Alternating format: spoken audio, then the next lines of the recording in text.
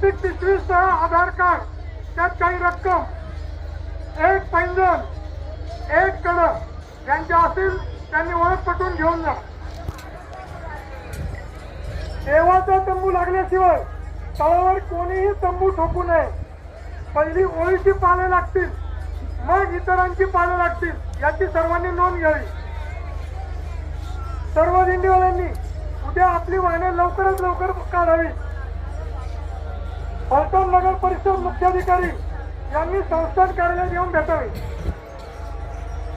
सर्व दिंडीवाल्यांनी आपली वाहने रात्री 12 ते 3 या वेळेतच काढावी. विलास कांडेकर यांना गव्हाचे घोरपडे चोपडे यांचे पाकिट सापडले, त्यांनी ते संस्थांच्या कार्यालयात जमा करावे.